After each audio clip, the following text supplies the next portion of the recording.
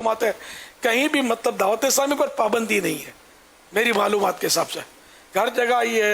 یہاں تک کہ غیر مسلموں کے ملکوں میں یہ بعض جگہ جیلوں میں بھی ہم کو اجازت دیتے ہیں کہ ان کو سمجھاؤ کرائم ختم ہو, اور پھر وہ مسلمان بھی ہو جاتے ہیں بعض, اور اس طرح کی بھی الحمدللہ مدنی واریں آتی ہیں. تو یہ دعوت اسلامی چونکہ وہ کھلی کتاب ہے, یہ لڑائی نہیں کرتی, نہ ہڑتال کرتی ہے, نہ احتجاج کرتی ہے, نہ پتھر اٹھاتی ہے, نہ ڈنڈا اٹھاتی ہے, نہ فائرنگ کرتی ہے. اس کا ماضی جو ہے الحمدللہ وہ بالکل یعنی کہ کھلی کتاب ہے اور بے داغ ہے, دنیا سمجھتی ہے اس کو. تو ہم کو مطلب یہ مختلف ممالک میں روکتے نہیں ہیں دعوت اسلامی کو. اللہ کرے ہم ایسے ہی کام کرتے رہیں بس. آپ جو فرما رہے ہیں اس کی تائید میں عرض کر رہا ہوں, میں نے اس کے جو ایک ایگزامپل دے کر ہی عرض کر رہا ہوں کہ جیسے ہم لاسٹ ٹائم یو کے گئے تھے تو ہمارا وزٹ آفیشیل وزٹ ایک ایسی جیل میں تھا یو کے میں کہ مجھے پرسنلی دے کر حیرت ہوئی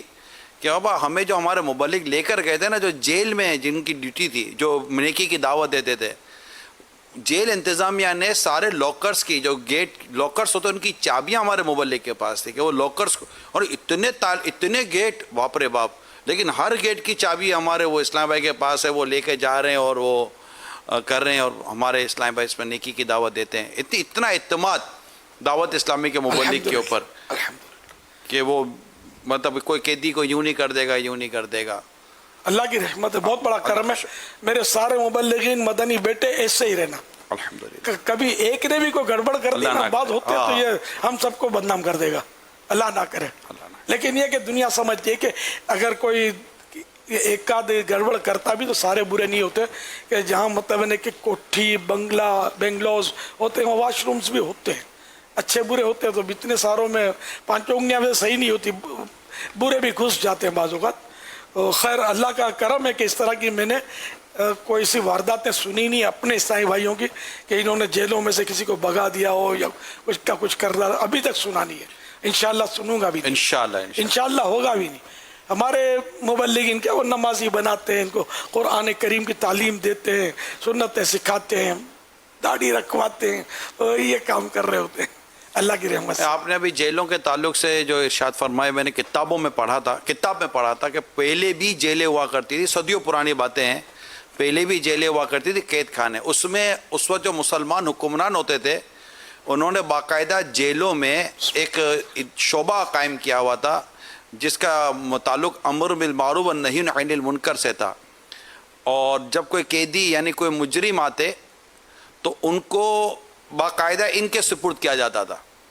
اور وہ انہیں تبلیغ اور نیکی کی دعوت دے کے ان کے دل میں خوف خدا پیدا کر کے ان کے اندر توبہ کا جذبہ نکالتے تھے, پیدا کرتے تھے, اور وہ توبہ کر کے گناہوں سے تائب ہوتے تھے, برائی سے تائب ہوتے تھے, یعنی برائی چھوڑنے کی نیتیں کرتے تھے, اور پھر ان کا وہ ایک ٹائم پورا کر کے پھر انہیں اس قید خانے یا جیل سے باہر نکالا جاتا تھا. تو یہ مجرم یعنی اگر کرمنل آتے تھے تو نیک بن کے باہر نکلتے تھے, انتظام ایسا تھا, نہ کہ یہ کہ چھوٹا مجرم آئے تو بڑا مجرم بن کے باہر نکلے. اب یہ دوسری جو بات کی نا یہ ہو رہا ہے, لیکن دعوت اسلامی کے مبلغین کے جو مطلب صحبت میں آ جاتا ہے نا, تو یہ بھی کیس اس طرح کے معاملات بھی ہیں کہ جیل سے چھوٹ کر فیضان مدینہ پہ آتے ہیں, مدنی قافلے میں سفر کرتے ہیں, شکرانے کہ نفلیں پڑھتے ہیں, اس طرح بھی ہوتا ہے. رنگا ماٹی بنگلہ دیش میں میری حاضری تھی, تو وہ ایک اونچائی پر ایک شہر ہے,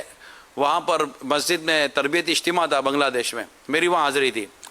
تو وہاں پر ایک اسلام بھائی کھڑے ہوئے, داڑھی تھی, سر پر امامہ تھا, اور مجھے انہوں نے اپنی جو مدنی بار بتایا, یہ کہتا کہ میں مچھیارا فشنگ کرتا تھا, مچھیارے تھے, تو عموماً ہماری سرحدوں پر یہ سمندری سرحدوں پر مچھیارے یہ پکڑے جاتے ہیں, وہ ادھر مچھیرے یہ ادھر تو جیلوں میں چلے جاتے ہیں. تو بنگلہ دیش کے یہ جو مچھیرے تھے یہ کراچی کی جیل میں بند تھے. تو کراچی کی جیل میں انہیں دعوت اسلامی کا مدی ماحول ملا, اور یہ یہاں پر دعوت اسلامی کے مدی ماحول میں آئے, اور وہاں رنگا ماٹی بنگلہ دیش میں جا کے یہ نیکی کی دعوت دے رہے تھے. الحمدللہ. صلو علی الحبیب صلی اللہ علیہ